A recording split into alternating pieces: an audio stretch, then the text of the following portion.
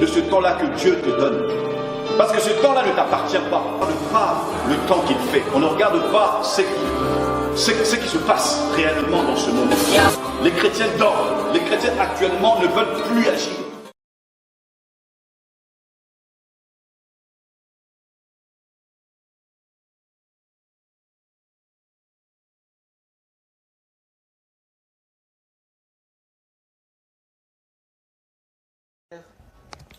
Ce soir, nous sommes réunis ici pour célébrer la grandeur de ton nom. Seigneur Jésus, nous désirons que ce moment soit merveilleux et soit béni en ton nom. Seigneur, règne maintenant dans ce programme afin que l'honneur et la gloire te soient rendus. Toi qui es notre Dieu, toi qui es notre force. Ô Jésus, en dehors de toi, il n'y a point d'autre Dieu. Seul toi, Seigneur. Voilà pourquoi, Seigneur, nous nous recommandons à toi afin que toute la gloire te soit rendue. Seigneur, toi seul influence-nous pendant tout ce moment. Seigneur, toi seul, sois l'alpha et l'oméga en ce moment, Dieu, car nous voulons vivre ta gloire, témoigner l'expression vivante de ta grâce. Ô Dieu, que tu règnes dans nos pensées, que tu règnes dans nos cœurs, que nous soyons tout entiers à toi, Seigneur, et que ton esprit puisse, Seigneur, nous disposer à passer agréablement ce moment, ô Dieu, dans ta sainte présence. Et que toute autre présence qui ne confesse pas ton nom, Jésus, soit renversée dans le nom puissant de Jésus. Nous t'avons recommandé nos vies, recommandé les lieux où nous nous trouvons et ce qui sera enseigné ce soir, nous disons Amen. Nous acclamons pour la gloire de Dieu. Nous acclamons pour Jésus. Voilà. Alors, je nous dis encore Shalom et soyons abondamment bénis, comme le disent les mamans de l'Allemagne. Alors, chers tous, ce soir, nous allons finaliser avec notre étude sur le chrétien face à 2027. Nous avons parlé de beaucoup de choses. Nous avons présenté de manière succincte les plans de l'ennemi pour 2027 et nous avons aussi présenté la contre-offensive de notre Dieu, la ligne de conduite que chacun devrait avoir, et nous avons fini avec cette étude en dressant un portrait qui nous présentait Josué le berger, Caleb le bâton du berger et Éléazar la houlette du berger. Et le dimanche surpassé, nous avions dit, nous reviendrons sur cette image, car elle nous renvoie au Psaume 23. Voyons-nous? Et le dimanche passé, nous avons ouvert une parenthèse importante pour parler sur comment vaincre l'esprit de mort. Nous avons survolé, oui, et j'avais aussi dit, il était d'abord préférable que nous puissions survoler pour aboutir rapidement aux stratégies à appliquer pour vaincre l'esprit de mort, puis nous allons revenir pour rentrer en profondeur de cette affaire. Alors, chers tous, pour ce soir, nous sommes dans notre, on va dire, dans notre configuration de 2027. Le berger,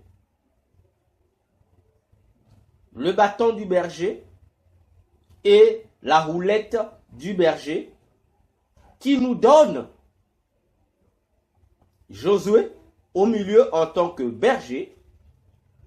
De l'autre côté, nous avons le bâton du berger. Et de l'autre côté également, nous avons la houlette du berger. Le bâton du berger, Caleb, la houlette et Léazar, le sacrificateur. Caleb, le compagnon. Voilà, nous allons rentrer en profondeur de cette illustration à partir du psaume 23, que nous aurons aussi à étudier un jour. Voilà, j'espère que vous me suivez très bien, que la connexion... Or, nous allons prendre la parole de Dieu. Nous allons prendre la parole de Dieu, ce psaume 23. Je vais le lire. Je prends le psaume 23. Le psaume de Troué du frère Shadrach. Voilà. Nous n'allons pas tout lire, mais nous allons prendre les éléments qui nous concernent. Lisons au nom de Jésus. Je lis avec la version de notre ex-frère Louis Séguin. Je répète encore, pourquoi je l'appelle ex-frère? Parce que c'est la question qu'on me repose toujours. C'est parce que ce monsieur Louis Séguin, pasteur d'une église de son état, théologien, n'a pas été notre frère. On l'appelle ex-frère parce qu'il s'est infiltré au milieu de nous pour être notre frère, or qu'au fond, il n'était que lui aussi un instrument du diable pour déstabiliser l'église de Jésus. Voilà. Donc, lisons le psaume. Il est dit, cantique de David. L'Éternel est mon berger. Je ne manquerai de rien. Il me fait reposer dans de verts pâturages.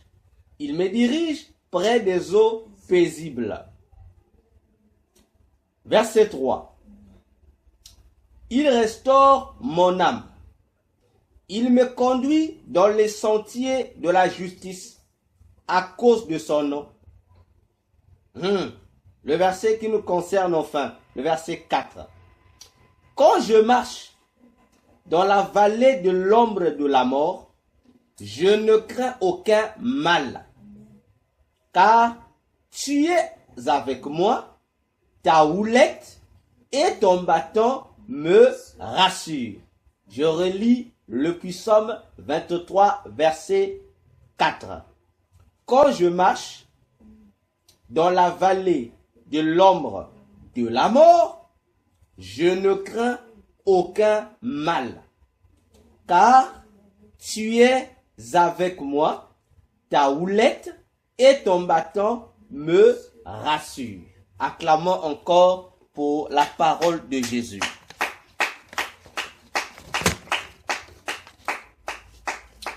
Bien-aimés, nous remarquons ici que les deux outils du berger apparaissent noir sur blanc. La houlette et le bâton. Et ici, David parle de son Dieu que nous connaissons tous, Jésus-Christ de Nazareth. Pas le Jésus africain, non. Pas le Jésus romain, non. Pas le Jésus qui porte la couche sur la croix, non. Lui, c'est pas lui. Mais nous parlons du Jésus de la Bible. Le Jésus dont nous parle en long et en large la Bible. C'est de ce Jésus dont David parle, qu'il présente en tant que son bon berger. Et au-delà de tout ce que David dit, tu me conduis dans des verts pâturages. Et ici, si Jésus est présenté par David en tant que bon berger, David, lui, prend la stature de la brebis. Voyez-vous? C'est pourquoi il dit, tu me conduis dans des verts pâturages. C'est-à-dire, tu me nourris. Après m'avoir donné de quoi mettre sous la dent, tu me conduis dans des eaux paisibles. Voyez-vous? Tu me conduis sur le chemin de la justice. Tout ce que David cite. Mais attention, David va arriver à un endroit merveilleux, le verset 4, où il va dire que lorsque je marche, David, lorsque je marche dans la vallée de l'ombre de la mort, il dit, je ne crains rien. Parce que toi, le bon berger, tu es avec moi. Oui. Et que ta houlette et ton bâton me rassurent. Voyez que ce passage est très très merveilleux. Parce que ici, David révèle des choses merveilleuses contre ce que presque le monde entier craint. Voyez-vous? Ce que presque pas, tout le monde entier craint. C'est quoi? C'est le phénomène de la mort. Parce que le chrétien que vous et moi sommes, nous sommes capables de supporter tous les malheurs. On est capable. Mais lorsque nous sommes confrontés à un malheur qui s'appelle la mort, c'est-à-dire à une souffrance qui nous entraîne vers une certaine mortalité, automatiquement, plusieurs chrétiens perdent les pédales. Pour ne pas dire la foi en Dieu. C'est là que, face à cette fatalité, des propos insensés sortent de la bouche de certains. Voyez-vous? On commence à dire ce qu'il ne faut pas dire. Seigneur, pourquoi m'as-tu abandonné? Seigneur, pourquoi? Les pourquoi se multiplient. Voyez-vous? Les pourquoi se multiplient. Mais, David, lui, il dit, lorsque lui, il se retrouve face à cette fatalité qu'est la mort, lui ne craint rien. Il ne craint rien. Parce que il sait que son berger qui veille sur lui a entre les mains deux outils, deux armes. Donc, les opérations lui permettent d'être rassuré face à cette mortalité. Voyez-vous? Donc, pour David, c'est déjà, disons, une sécurité garantie. Voyez-vous? Parce que, parlons un peu de cette vallée de la mort. Parlons un peu de cette vallée de la mort avant que nous n'entions en profondeur du bâton du berger qui est Caleb, le chien, et de la houlette du berger qui est Éléazar, le sacrificateur. Le bâton du berger, plutôt, qu'est-ce que je dis? La vallée ici de l'ombre de la mort, dont parle David ici, il s'agissait d'une vallée qui était étroite, avec des gorges. Voyez-vous? Qu'est-ce qu'une vallée? Une vallée, c'est le trou, je veux dire ça terre à terre. C'est le trou qui se crée entre deux montagnes. Voyez-vous? Lorsque vous avez deux montagnes, vous vous rendez compte que il y a un trou qui se crée entre deux montagnes. Et ce trou-là, c'est ce qu'on appelle une vallée. Et ici, la vallée de l'ombre de la mort, en hébreu, c'est une vallée qu'on appelle Gei, qui a pour forme, voyez-vous, un trou comme vallée, mais qui est étroite, voyez, donc c'est comme un tunnel, voilà, c'est une vallée à la forme d'un tunnel, ayant de part et d'autre des gorges. Lorsque je parle des gorges ici, je ne parle pas des gorges de la gorge de la bouche là, non. Vous voyez, lorsque, pour nous, hein, on parle des gorges des Diosso.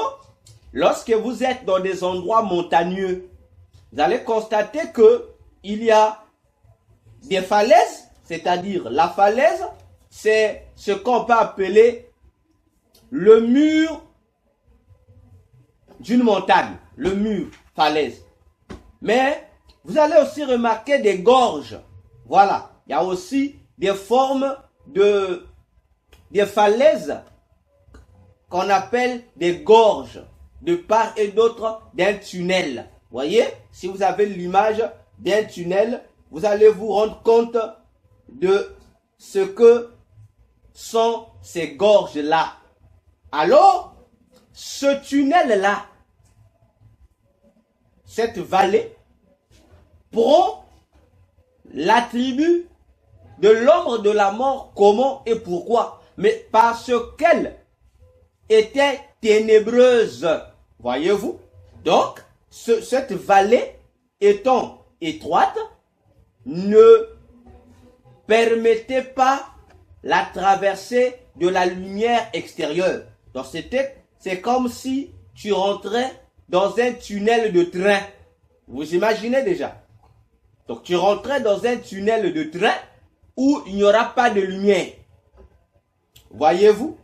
Et à l'intérieur de ce couloir serré et obscur se cachaient des bêtes sauvages, comme vous l'entendez. Donc, il y avait des animaux sauvages qui s'y cachaient.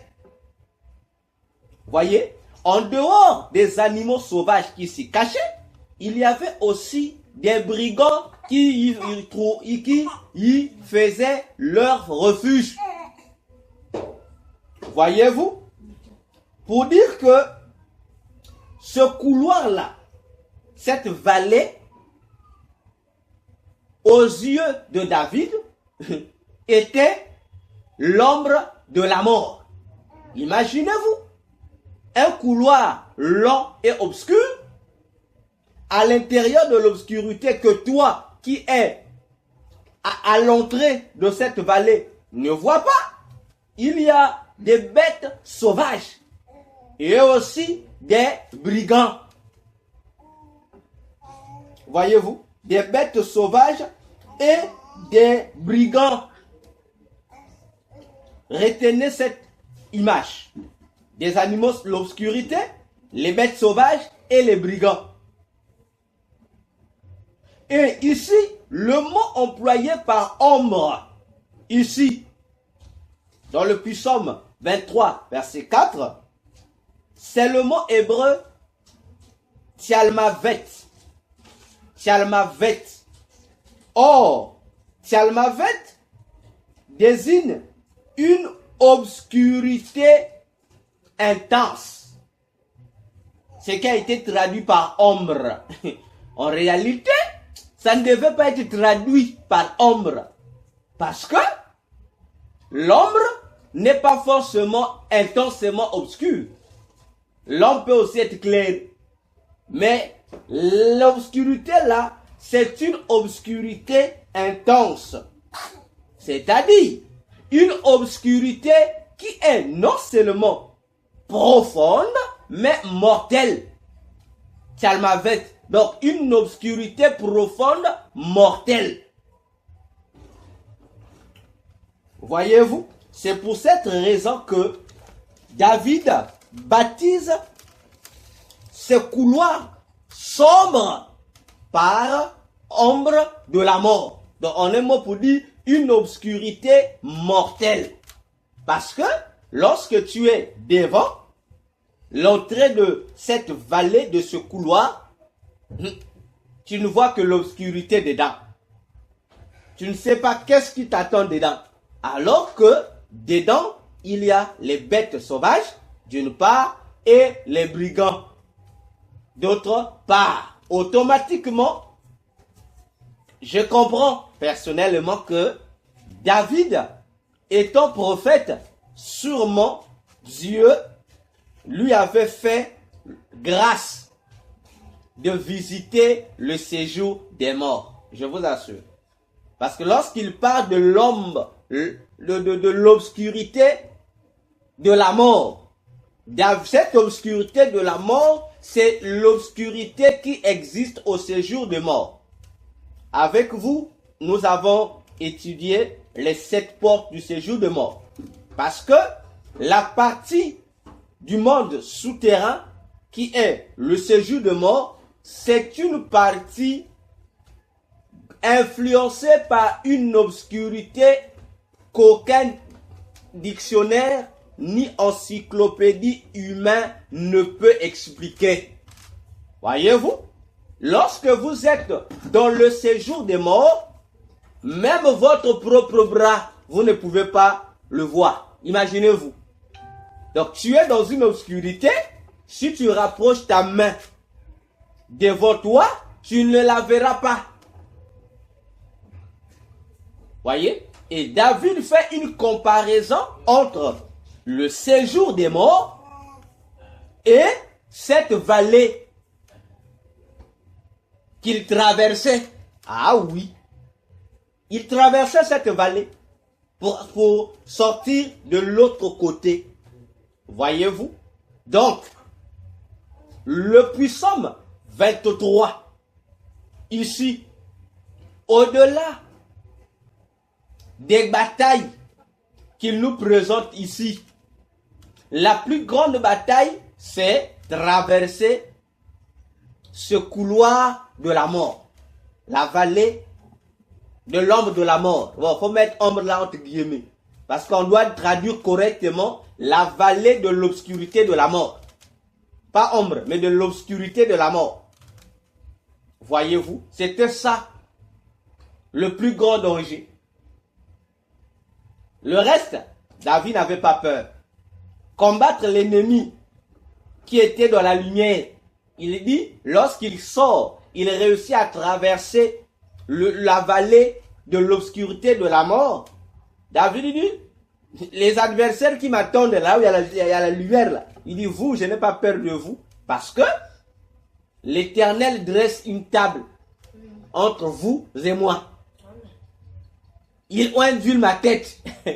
Parce que je ne sais pas si vous imaginez, lorsqu'il s'agit des batailles claires, les batailles dont les adversaires ne sont pas cachés. David dit, lui, il a seulement besoin d'une table et que sa tête soit oint d'huile d'onction. Mais lorsqu'il s'agit des batailles dont les ennemis sont cachés, invisibles, voyez-vous, ici, David il laisse le terrain à Dieu. Il dit ici, Dieu, c'est toi qui dois agir. Mais lorsque l'ennemi est démasqué, David dit, Dieu, oint seulement ma tête, moi je dois agir. Voyez-vous? Je note pas là. C'était juste pour nous donner une idée, pour que nous puissions comprendre les réalités, certaines réalités que nous allons subir en 2027. Alors, bien-aimés dans le Seigneur Jésus, lorsqu'on traverse cette vallée de l'obscurité de la mort, dont parle le Psaume 23, verset 4, à l'intérieur de laquelle on a les bêtes sauvages, d'une part, et d'autre part, des brigands. Automatiquement, nous avons besoin du bâton du berger, qui est Caleb, c'est-à-dire le chien. À gauche et à notre droite, nous avons besoin de la houlette du berger, qui est Éléazar, c'est-à-dire le sacrificateur. Je reprends. Lorsque il nous faut traverser la vallée de la mort, nous avons besoin à notre gauche comme arme le bâton du berger, qui est Caleb, l'homme de la génération 27, et à notre droite, une autre arme qui est la houlette du berger, qui est Éléazar, c'est-à-dire le sacrificateur. Voyez-vous? Parce que à ce moment-là, Josué prophétise, nous qui sommes des instruments que Dieu utilise en qualité de berger pour le salut de plusieurs autour de nous. Voyez-vous? Donc, nous allons étudier en profondeur ces deux outils, le bâton du berger et la houlette du berger. Bien. Commençons par le bâton du berger, évoqué par David dans le psaume 23, le verset 4. Ici, le mot employé pour bâton du berger, en hébreu, c'est le mot chevet. Chevet avec SH. Chevet. Vous voyez? Or, chevet, traduit ici par bâton du berger, c'est un bâton solide. Je dis bien, pas n'importe quel bâton, mais un bâton solide. Voyez? Et pas n'importe quel bâton solide. Un bâton solide au même titre qu'un sceptre royal. C'est sérieux. Oh, j'aime la Bible. Je reprends. Le mot employé pour désigner le bâton du berger ici, c'est le mot hébreu chevet, qui désigne un bâton solide au même titre qu'un sceptre royal. Voyez que c'est très sérieux. Vous voyez? Donc, ce n'est pas n'importe quel bâton. Donc, un bâton qui a la même valeur qu'un sceptre royal. Voyez-vous? Et ce qui est encore merveilleux, c'est que ce bâton chevet, bâton du berger, était utilisé par le berger pour se défendre. Voyez-vous? C'était l'arme de défense du berger. Son arme de défense. Donc, lorsque le berger voyait ses brebis attaquer, ou lui-même se faire attaquer, c'est-à-dire, le berger est attaqué par des brigands, voyez-vous, tandis que les brebis sont attaquées par les bêtes sauvages. Je reprends. Le berger, conducteur du troupeau, est attaqué par des brigands. Le troupeau lui-même est attaqué par des bêtes sauvages. Les deux individus cachés dans des endroits obscurs. C'est sérieux. Et là, lorsque le berger se sont attaqués, lui et son troupeau, automatiquement, le berger fait intervenir son bâton, le chevet,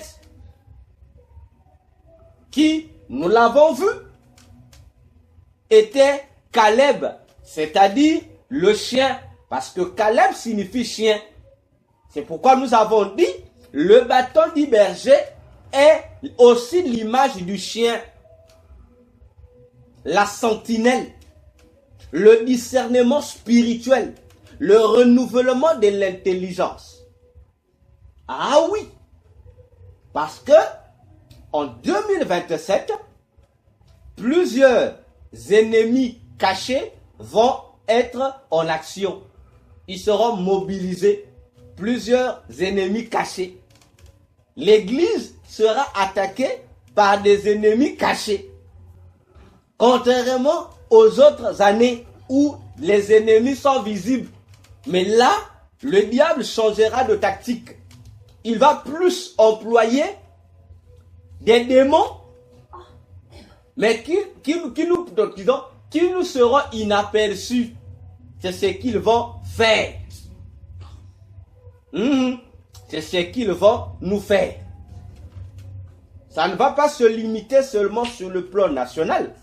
Mais je l'avais aussi dit, ça va aussi rentrer dans nos maisons. Et je l'avais dit, je crois peut-être il y a 3 dimanches passés, que en 2027, parmi les plans utilisés, les foyers, les couples doivent faire attention parce que on va leur lancer des mauvais sorts, des disputes pour permettre à ces couples chrétiens d'ouvrir une porte qui favorisera ces esprits pour foutre le bazar. Je crois que le dimanche, 3 dimanches déjà passés, j'avais dit ça. Donc, on doit faire très attention. Voyez-vous? Parce que c'est sérieux. Et lorsque nous serons ainsi attaqués, nous avons le chien à notre disposition. Le bâton à utiliser, qui est notre discernement spirituel, le renouvellement de l'intelligence. Ah oui, en tant que chrétien, nous l'avons aussi dit, il est important que nous demandons au Seigneur de nous donner ce don de discernement. Je vous assure, c'est sérieux et c'est très important que nous ayons cette faculté spirituelle. Et nous l'avons dit, le discernement, ce n'est pas seulement l'affaire des yeux. Non, ce n'est pas seulement l'affaire des yeux. En un mot, tout ce qui est en nous, tous les sens qui nous permettent de détecter une certaine présence doivent être en action. Voyez-vous, doivent être en action. Les oreilles, l'audition spirituelle doit rentrer. L'odorat spirituel doit aussi être en action. Voyez-vous, la bouche doit aussi être en action. Notre sensibilité spirituelle doit aussi être en action. Voyez-vous, nos réflexes spirituels doivent aussi être de la partie. Voyez-vous, parce que si ces facultés d'alarme sont vivantes en chacun de nous, ça nous facilitera la tâche de démasquer toute attaque du diable qui pourra venir de gauche à droite. On aura la facilité de comprendre. Et cette facilité de comprendre va déjà nous permettre de trouver des stratégies pour contrecarrer, pour nous défendre. Voyez-vous, c'est important. Ce bâton du berger, il faut frapper les bêtes sauvages avec, il faut frapper les brigands avec. Voyez-vous, parce que le bâton du berger c'est en même temps aussi ton sceptre royal. Toi et moi, étant des autorités du ciel sur la terre. Vous imaginez? Parce que c'est la partie que bon nombre d'entre nous chrétiens oublient. Oui, le chrétien oublie qu'il est une autorité spirituelle qui est au-dessus de tous les chefs d'État, les sultans, les rois du monde réunis. Un seul chrétien est plus que eux. Mais le chrétien ne s'en rend pas compte. Le chrétien se minimise. Le chrétien a une vision limitée à son état, à son statut social. Alors que c'est une erreur grave. Voilà pourquoi la Bible ne nous demande pas d'avoir des regards fixés sur notre statut social ou sur la réalité qui est en face de nous, mais plutôt de mettre nos yeux fixés, braqués sur Jésus. Et Jésus, il est au ciel. Voyez-vous, c'est sérieux, je vous assure. Si l'Église pouvait comprendre cela, l'Église n'aura plus peur de craindre les humains. Comme l'Église biblique ne craignait pas les humains.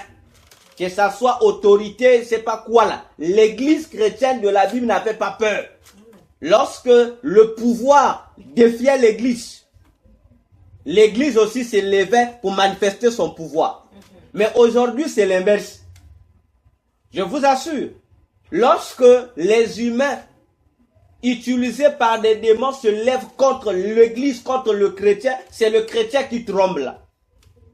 Le chrétien oublie que lui, il a un pouvoir supérieur à ces gens qui l'attaquent. Parce que si un seul chrétien est plus puissant que Satan, voyez-vous? Non, j'ai mal dit. Si un seul chrétien est plus puissant que le démon de la mort, Satan, lui, il a peur du démon de la mort.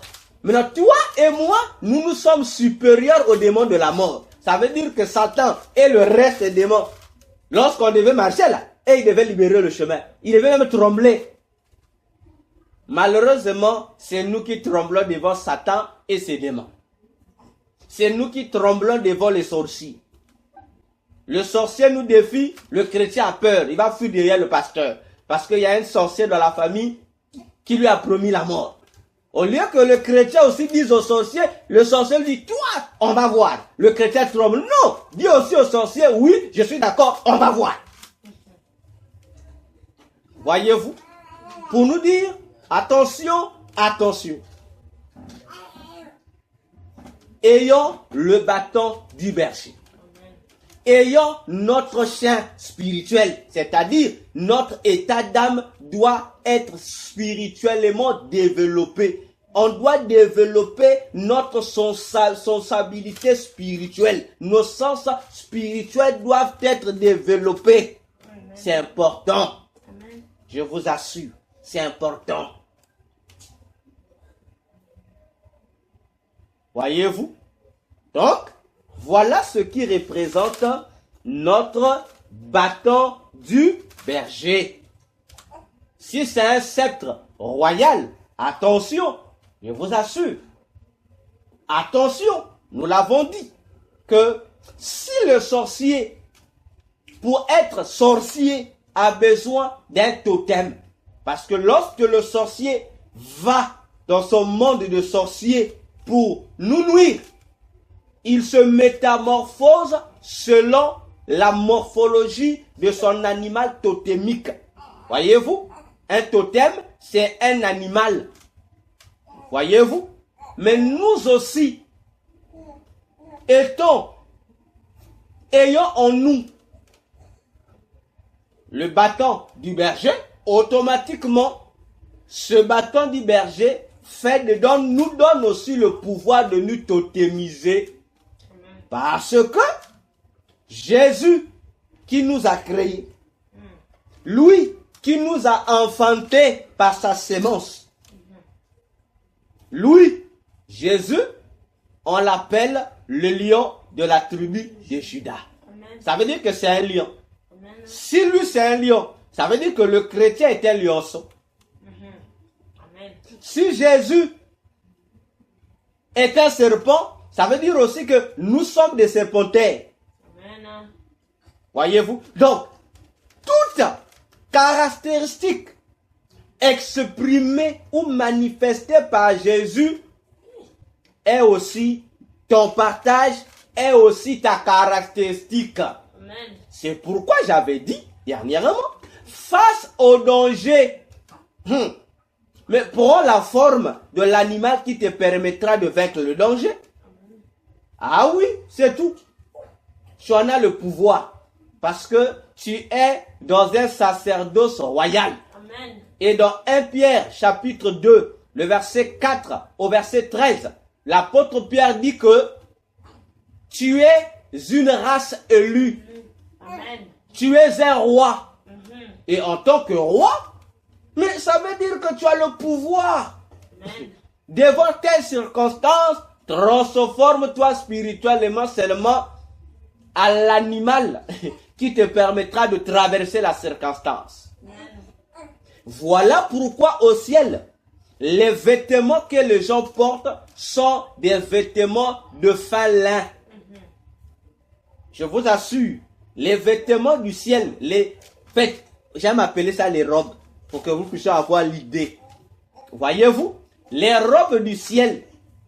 Bon, si vous avez déjà pratiqué les arts martiaux, vous pouvez avoir une idée de comment sont ces vêtements du ciel. Bon, nous qui avons eu à faire les arts martiaux, on connaît un peu. Voyez, lorsque nous pratiquions le taekwondo, on avait notre kimono. Voyez, les vrais, pas les kimonos piratés là, les vrais kimonos, comme on dit en Afrique, les kimonos originaux. Voyez-vous? Vous mettez un kimono, vous sentez que le kimono pèse. Voyez-vous, le kimono, il pèse. Donc, si vous mettez un kimono sur vous, vous saurez que ça pèse. Mais seulement le tissu du kimono, voyez, je peux le comparer à un tissu velours. Voyez, le tissu velours qu'on utilise dans les hôtels. Surtout lorsqu'il fait très froid. Voyez, il y a des tissus comme ça. C'est un peu épais. C'est comme ça que sont, bon, à peu près, je donne une illustration, les vêtements du ciel, le fin lin. Or, le fin lin a un système. Il a un système, le fin lin.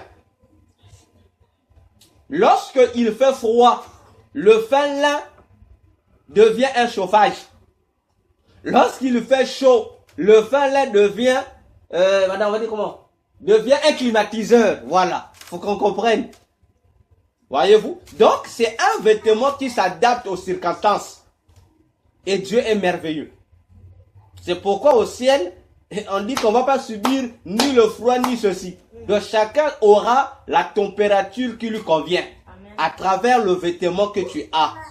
Donc, si tu es dans la saison sèche, tu auras besoin de te chauffer pendant l'ère de l'hiver.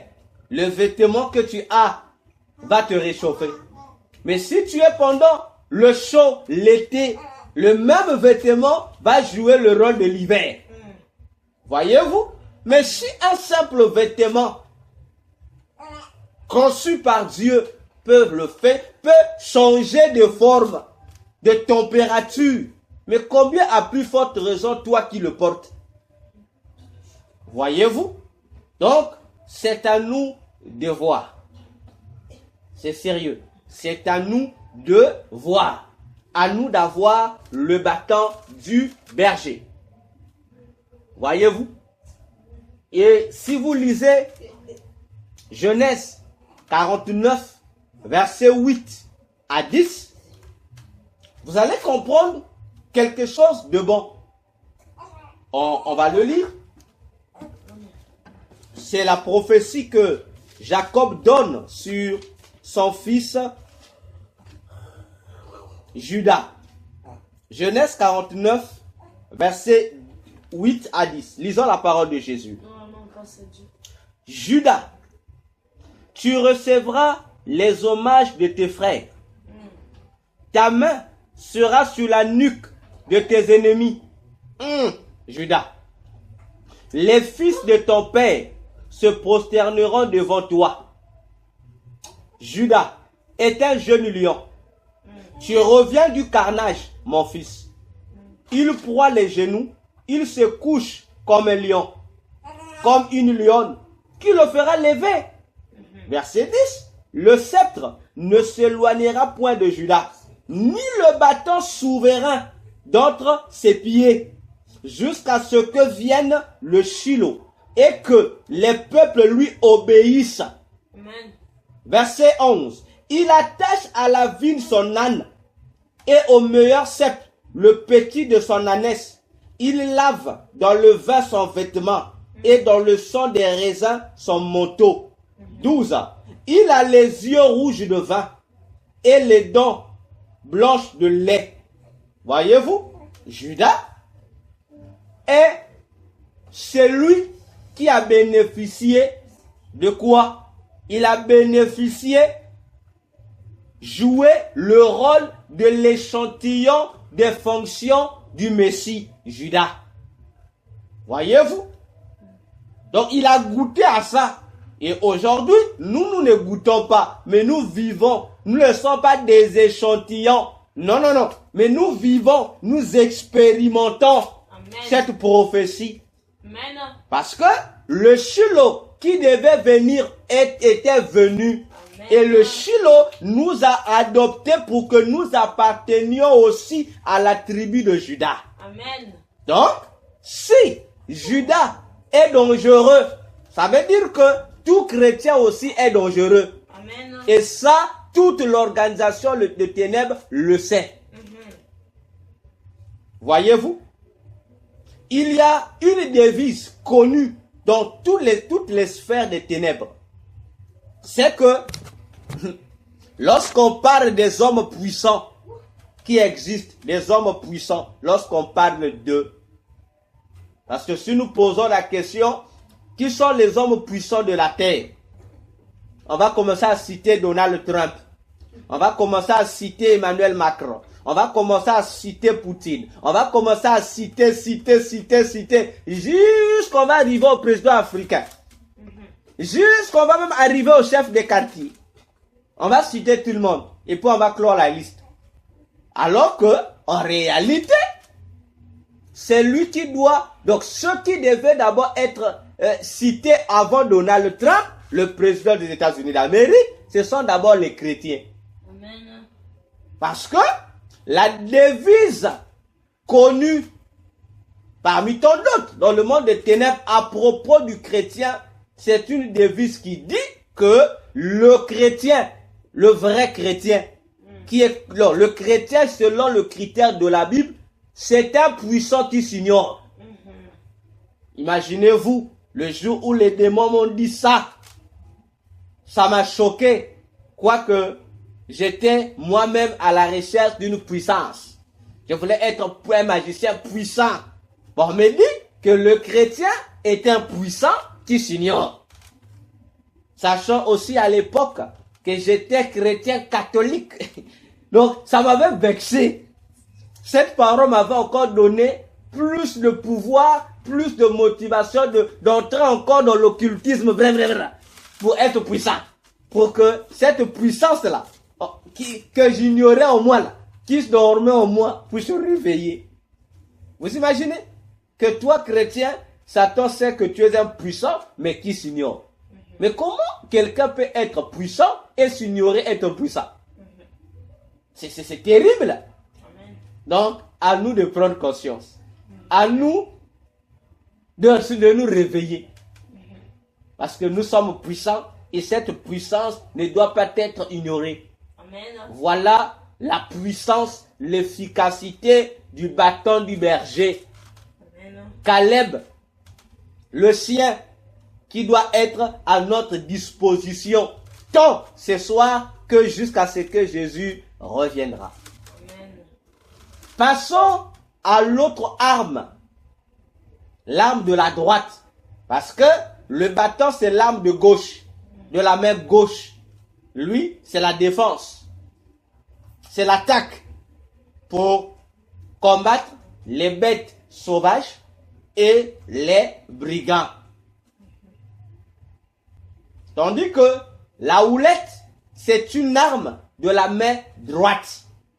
Ah oui, parce que la houlette, ici, dans le puissant 23, verset 4, en hébreu, c'est Mishnot. Mishnot, quand vous l'entendez, hein? Mishnot. Parce que ici, on a écrit en français houlette, singulier. Mais attention, en hébreu, ce n'est pas singulier, c'est pluriel.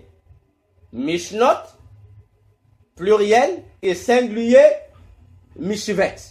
Donc dans le Psaume 23, le verset 4, ce n'est pas houlette singulier, mais c'est houlette au pluriel.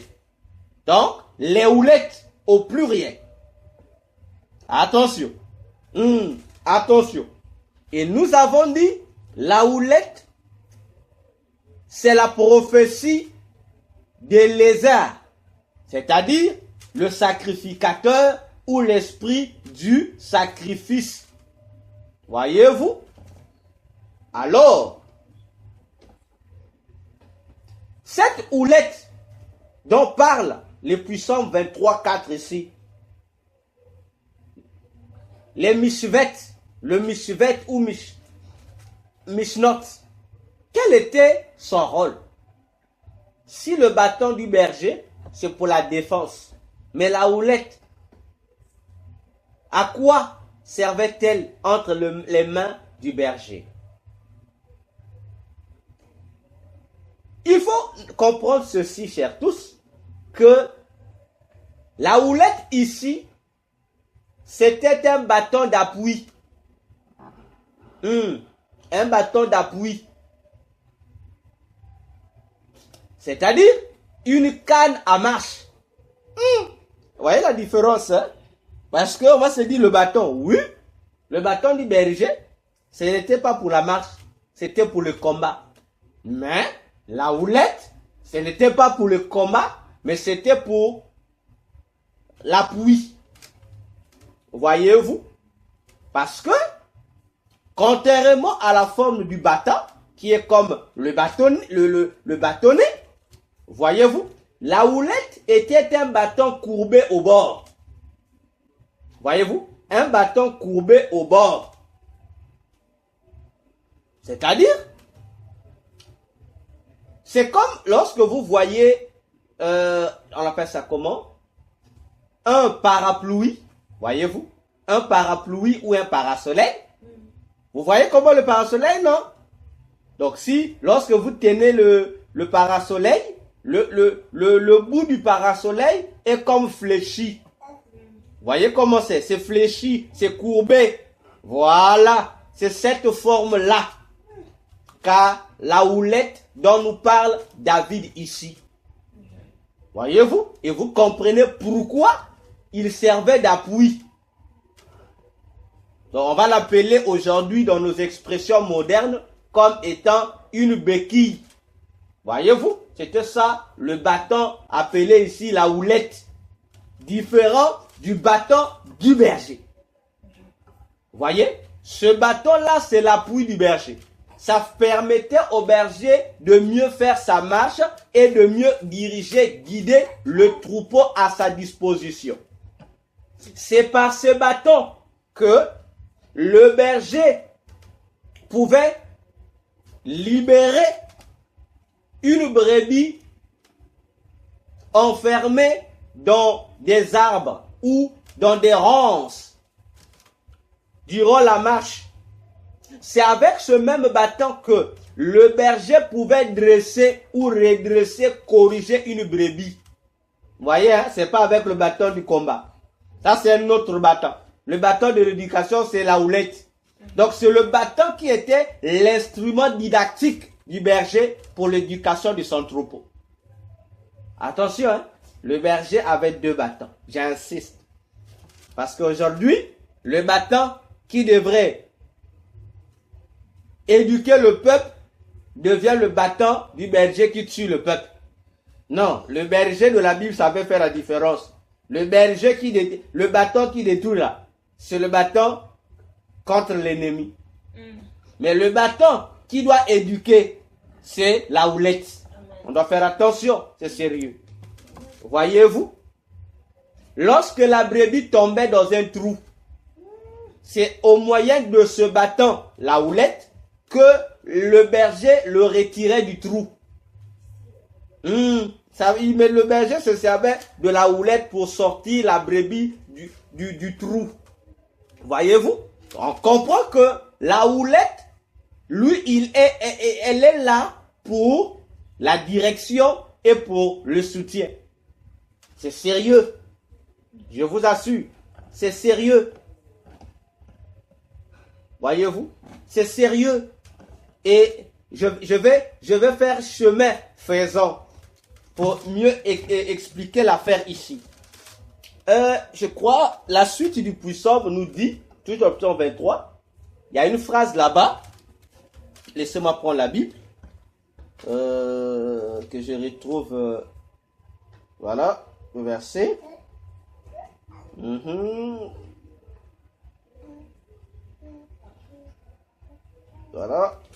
Voilà, le verset 2.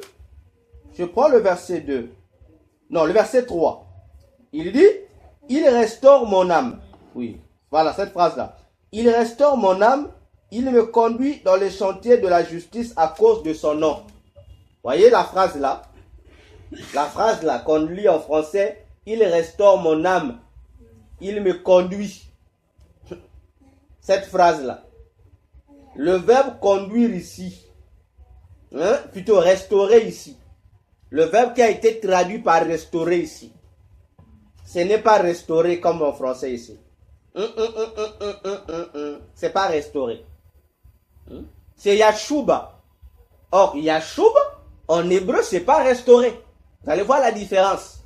Ce n'est pas restaurer, mais c'est faire revenir. Voyez?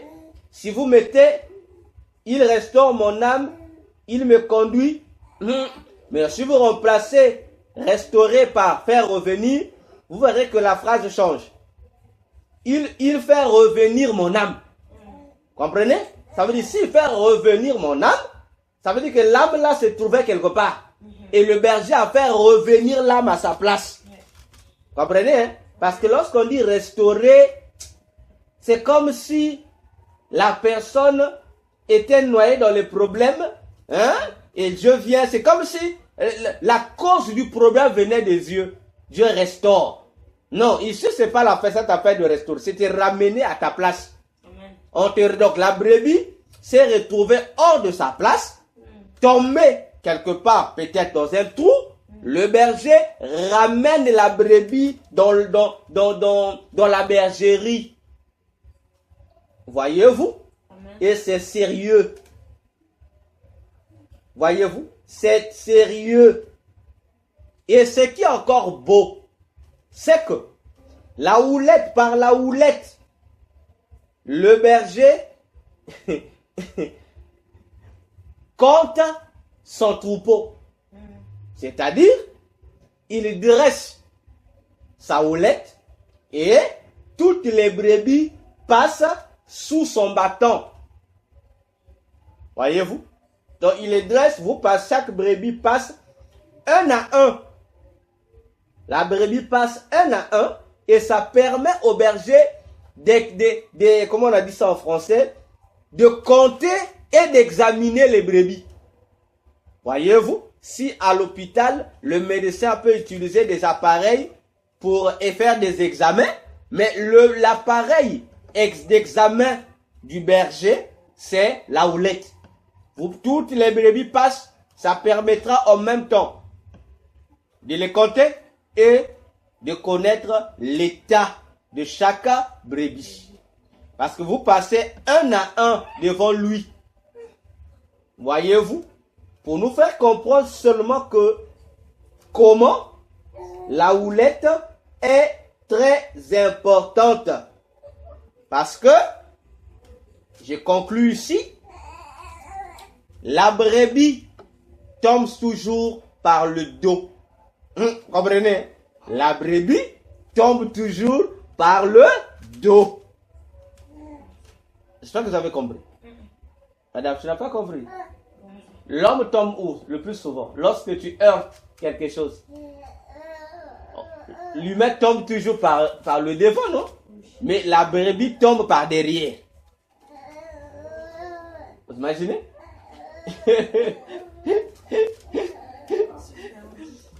Oh non, faut pas te perdre. La brebis tombe toujours par derrière.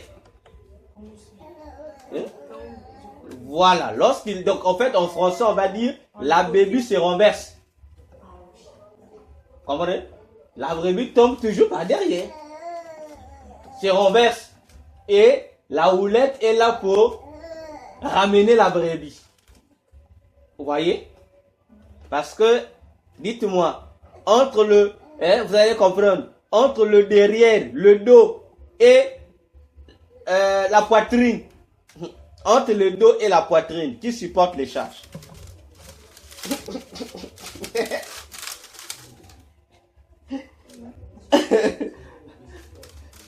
Non, la question là, il n'y a que les mamans qui peuvent répondre. Emma, tu dis le dos? Les mamans, vous dites quoi? Entre la poitrine et le dos, qui supporte les charges? Le dos. Ok, c'est normal. Maintenant, imaginez-vous, si c'est le dos qui supporte les charges et que la brebis tombe par le derrière, vous avez tout compris le message. Voyez-vous, vous avez tout compris.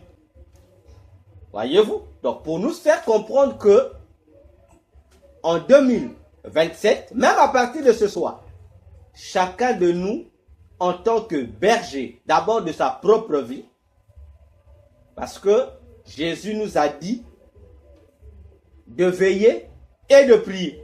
Donc il fait de nous aussi des sous-bergers d'abord de nous-mêmes, avant de l'être pour les autres. Parce que si tu n'es pas capable de veiller sur toi-même, tu ne pourras pas veiller sur les autres. Lorsque Dieu posa à Caïn la question de savoir où était son frère Abel, Caïn a donné une mauvaise réponse. Il a dit, suis-je son gardien? Voyez-vous? Dieu, en écoutant la réponse de Caïn, Dieu a fait comprendre à Caïn que lui, non seulement qu'il était le gardien de son frère, mais lui-même, Caïn, ne savait pas se protéger. C'est pourquoi il lui a dit, le péché frappe à ta porte, mais toi, domine sur lui. Dieu a compris que Caïn ne veillait pas. Parce que pendant que le péché frappait à sa porte, là, lui, il était déjà prêt à lui ouvrir la porte. Alors que s'il veillait sur son état d'âme, il n'allait pas laisser à ce péché-là de l'induire en erreur. Parce que le péché qui frappait à sa porte n'était pas seulement un péché, mais c'était un démon qui s'apprêtait à l'envoûter pour qu'il commette un crime, qui devrait faire de lui un éternel vagabond. Voyez-vous? Donc, nous sommes d'abord nos propres bergers avant d'être les bergers des gens qui nous entourent. Voyons-nous? Alors, je vais répondre ici à une belle question posée par les mamans de l'Allemagne. Et je finis par cette question-là. Lorsque, après chaque service chrétien, qu'il soit un culte, une réunion de prière, une convention, un séminaire donné ou une activité spirituelle quelconque, tu te rends compte que tu as du mal à reprendre correctement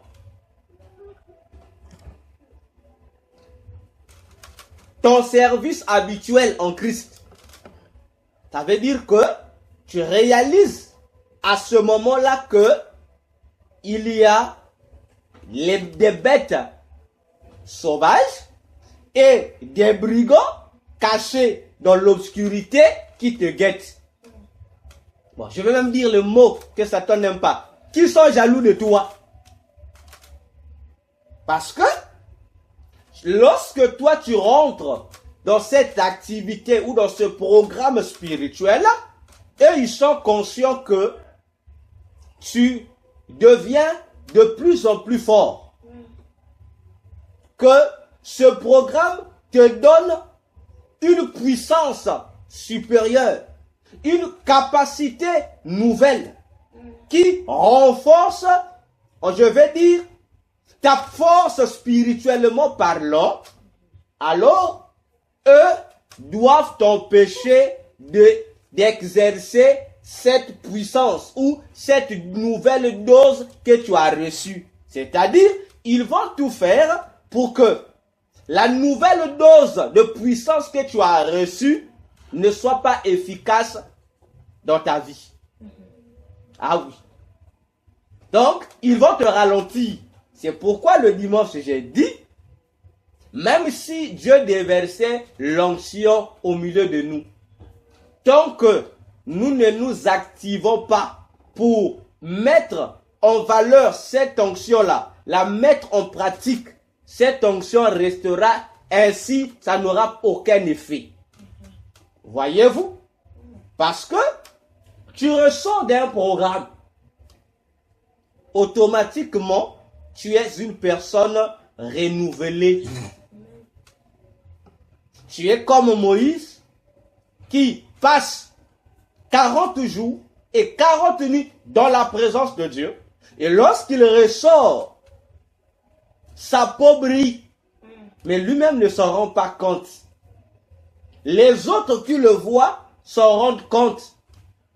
L'erreur que Moïse va faire, ça devenait pour lui un objet de gêne. Il se gênait. Il avait maintenant honte. Et il va se voiler.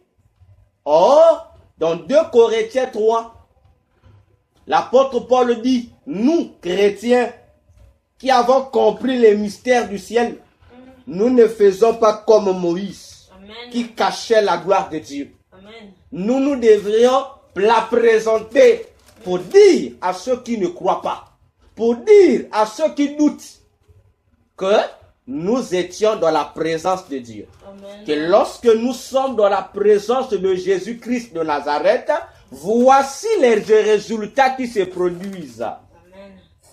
Même si physiquement nous sommes pauvres, mais spirituellement nous nous enrichissons. Amen. Nous devenons des protecteurs de nos quartiers. Amen. Voyez-vous? Parce que là, notre guérilla, notre force spirituelle devient intense. Amen. Et l'ennemi a peur. Alors, pour nous étouffer, il doit faire quoi? Parce qu'il sait que nous avons reçu des armes qui doivent être exercées dans le combat. Et lui, il va nous refroidir. Il va nous mettre dans des attitudes qui vont nous entraîner dans des états de silence. Tu auras la lourdeur pour reprendre ton service normalement. Voyez-vous? Donc, on doit faire attention. Et lorsque tu constates ça, après l'événement, ne te laisse pas distraire. Toi, à ton tour, réchauffe-toi davantage. Parce que, eux, ils savent que la nouvelle dose que tu as reçue va apporter une solution quelque part autour de toi. C'est pourquoi ils viennent déjà nous rendre lourds pour que nous restions en bas.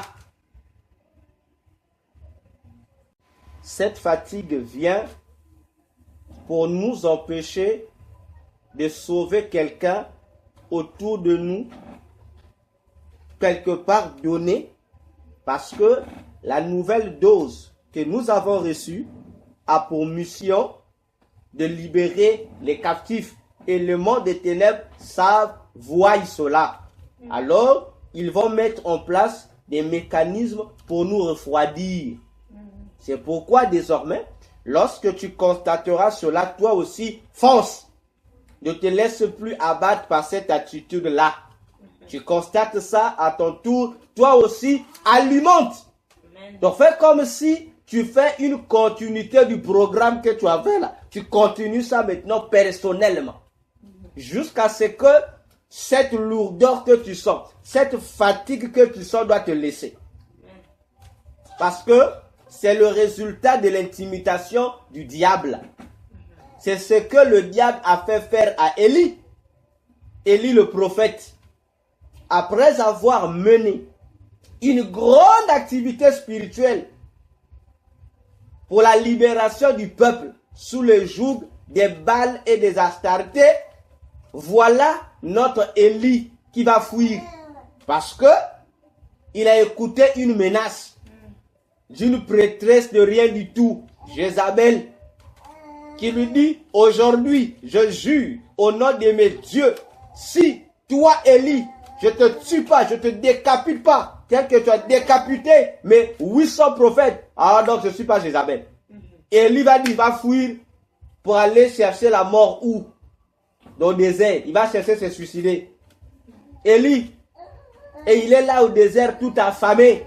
Il est fatigué. Il devient paumé. À une simple déclaration qui n'est rien qu'une intimidation, alors qu'il venait à peine d'abattre 850 prophètes. Ce n'est pas dit. Hein? Les prophètes qu'il a battus, là, les faux prophètes, 850. Mais voilà, il a peur. Il laisse le peuple, il abandonne. Et c'est même à cause de cet abandon spirituel, cette fuite de responsabilité, que Dieu a ravi le ministère à Élie pour le donner à Élisée. Voilà comment Élie, le grand prophète, voilà. Voyez-vous? Donc, le combat spirituel, aussi longtemps que le chrétien reste chrétien sérieux, sache que le combat spirituel, ton combat ne va que s'intensifier jour après jour. Vous voyez? Et lorsque, peut-être nous ne prêtions pas attention, faites le constat. Faites le constat. Lorsque cette fatigue, ou, bon, le plus souvent, les gens parlent de lourdeur. Cette lourdeur vient, vous allez voir que dans ces jours-là, vous allez commencer à faire des songes ou dans lesquels vous êtes important. C'est-à-dire, vous allez faire des songes où vous vous retrouvez dans un endroit où c'est vous le super-héros. C'est vous qui c'est vous qui devez faire quelque chose pour que la solution attendue apparaisse. Vous n'avez jamais fait le constat. Voyez-vous? Et c'est comme ça. Et après, vous allez maintenant commencer à faire. Donc après ces songes qui vous présentent comme héros, mais viendront des songes où vous allez vous voir que vous êtes attaqué. Vous êtes attaqué. Voyez-vous? Et après les songes des attaques, vous n'aurez plus rien. Il y aura un silence. Donc vous allez dormir, mais vous allez rêver, mais vous ne saurez pas retenir ce que vous avez rêvé. Donc, il y a 3 étapes là. Voyez? Parce que la première étape où vous voyez héros, c'est vous qui solutionnez. C'est une sensibilisation qui vous dit que, attention, il y a quelqu'un qui va vous empêcher d'être ce héros-là. Donc, réveillez-vous. Et si vous ne vous réveillez pas, le diable maintenant viendra vous attaquer. Et lorsqu'il va vous attaquer, il va se forcer à bloquer tous les moyens de communication que vous avez avec Dieu. En tête, les songes. Il va bloquer ça. Vous empêcher de rêver. Parce que par le rêve, Dieu a la facilité de vous faire comprendre ce que vous êtes en train actuellement de vivre. Donc voilà, pour répondre à cette question des mamans. Voilà, moi j'en ai fini. j'en ai fini avec cet enseignement sur le chrétien face à 2027. Voilà, que Dieu vous bénisse.